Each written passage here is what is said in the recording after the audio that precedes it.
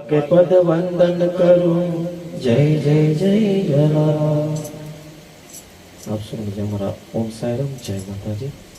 जे कहेवाय कि ज्यां भक्तों ने જ્યારે આગમન થતો હોય અને ખરેખર જ્યારે આવા પ્રભુ સાથે જ્યારે ખરેખર સાથે ચાલવાનું હોય તો ખરેખર કોઈ આનંદ જ અલગ હોય છે। કારણ કે એમની શક્તિઓનો જ્યારે પ્રભાવ આપણા પર પડે છે, કારણ કે જ્યારે જ્યારે પણ આપણે કોઈ પણ આવા ધાર્મિક કોઈ પણ પ્રોગ્રામમાં જઈએ તો ખરેખર એ ભાવ હોવો જોઈએ, વિશ્વાસ હોવો જોઈએ કે એ પણ આપણી સાથે છે। કારણ કે ઘણીવાર એવું બને છે કે ભગવાન તો ક્યાં ને આપણે તો ક્યાં, પણ કોઈક વાર આપણે જતા હોઈએ માર્ગમાં ચાલતા ચાલતા અચાનક કોઈ વાર સારો વિચાર આવી જાય તો જાણવાનો કે ભગવાન સાથે છે।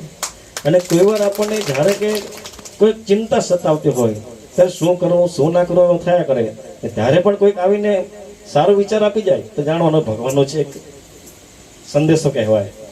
અને ઘણીવાર આપણને જાણીએ કે કોઈક વાર અચાનક અકસ્માત પણ થવાનો હોય ત્યારે પણ ભગવાનને યાદ કરે એટલે બચાવી લે। એવાનો મતલબ ભગવાન તો આપણી સાથે છે જ, પણ આપણે એક વિશ્વાસ રાખવો પડે। કારણ કે આપણે જાણીએ છીએ કે આ ધરતી પર આ જે ધાર્મિક કાર્યક્રમો જ્યાં પણ થાય, જ્યાં પણ આવા ભંડારાઓ થાય અને જે પણ ભક્તોને નિમિત્ત બનાવે એ પ્રભુ જ નિમિત્ત બનાવે છે। કારણ કે આ ધરતી પર જાણે છે કયા વ્યક્તિને શું કામ આપવાનું છે અને કયા ખૂણામાં છે ભક્ત। કારણ કે મેં તો ઘણો અનુભવ કર્યો છે હાલે જ્યારે આ સાંઈ કથાઓ ચાલુ કરી। કહેવાય છે ને કે જેમ જેમ આપણે કાર્યમાં આગળ વધતા જઈએ, ટગલું ભરતા જઈએ, તેમ તેમ પ્રભુ આપણી પાસે છે જ।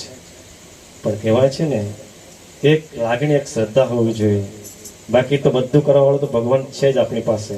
અને જે રીતે કહેવાય કે જે પવિત્ર ભૂમિ પર બાપાની પવિત્ર ભૂમિ જે કહેવાય, એના માટે તો મને બે જે પંક્તિઓ છે ખરેખર યાદ આવે, જે અત્યારે જ સાંભળ્યું